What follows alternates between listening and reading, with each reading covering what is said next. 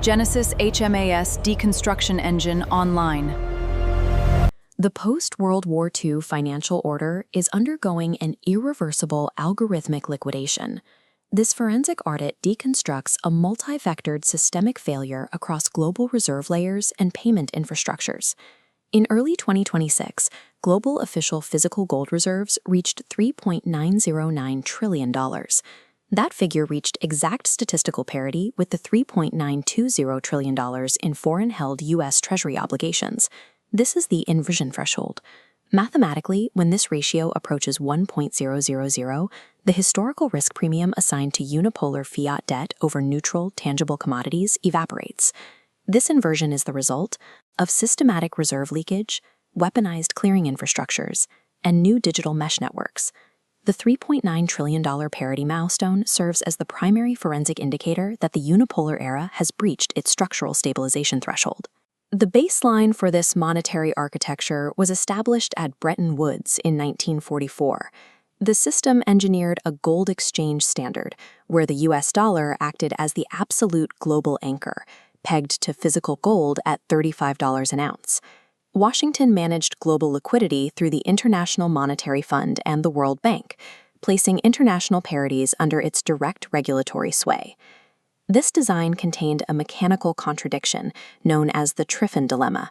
To provide the world with trade liquidity, the United States was forced to run chronic current account deficits.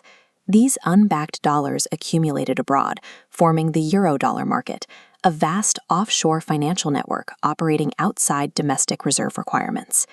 By the mid-1960s, offshore dollar claims outpaced the physical gold reserves held by the US Treasury, triggering speculative runs as foreign central banks sought to convert their paper.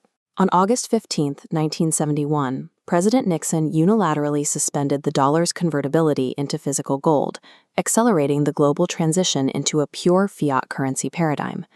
To enforce international demand for the currency, the Petrodollar Alliance of 1974 ensured that all global energy transactions were settled exclusively in US dollars. The exorbitant privilege of issuing endless debt to finance domestic spending relied on these inelastic energy pipelines, which are now fracturing. Before 2020, the fiscal apparatus expanded its structural deficits during a prolonged economic expansion, leaving the sovereign architecture vulnerable to macroeconomic shocks. This chart tracks the velocity of domestic money supply expansion between 2020 and 2022. Direct debt monetization acted as a severe systemic accelerant, spiking the monetary base vertically. Resulting structural inflation forced an aggressive interest rate cycle, permanently converting debt servicing costs into the government's single largest annual cash layout. The domestic fiscal apparatus now requires constant foreign capital inflows to monetize its debt, precisely as its administrative interventions drive liquidity out of G7 sovereign instruments. Simultaneously, the Unipolar Center erased the assumption of infrastructural neutrality by utilizing transaction networks like chips and Fedwire as instruments of extraterritorial coercion. This architectural weaponization transformed G7 debt into an explicit geopolitical counterparty liability, forcing non-aligned asset managers to fast-track independent transaction infrastructure. We can model this through a seigniorage decay function.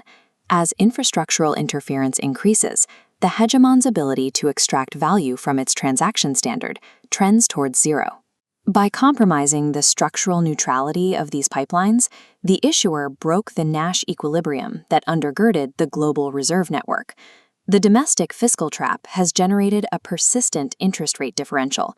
This chart compares RMB lending rates at 1.82% against USD instruments at 4.46%.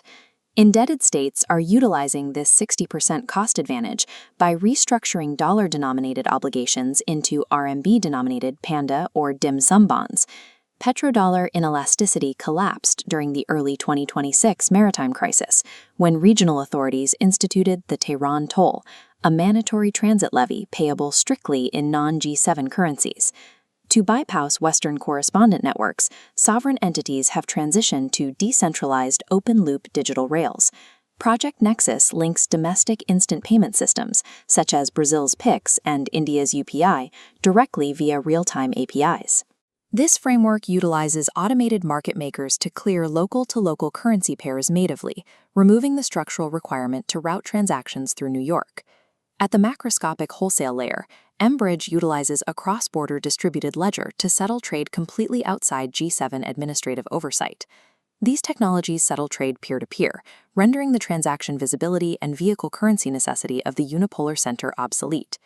The displacement of the unipolar order is not a binary transition to a new hegemon, but a migration to a decentralized mesh network of local and wholesale alternatives. This dynamic creates a paradox of intervention. Aggressive countermeasures like tariffs or infrastructure bans act as reflexive feedback loops that accelerate the isolation of the domestic currency center. We can model this in a non-cooperative game matrix. Regardless of Western defensive actions, the dominant strategy for non-aligned blocks is to accelerate the deployment of open-loop digital infrastructure. Because this digital architecture is decentralized and modular, administrative blocks have no central node to strike. The unipolar jurisdiction is left structurally isolated within its own debt-laden framework, while international trade streams migrate to sovereign digital networks. The $3.9 trillion parity inversion marks the point where central banking blocks have achieved structural insulation from the unipolar monetary center. This forensic autopsy confirms that the unipolar order engineered the very tools that ensured its own obsolescence.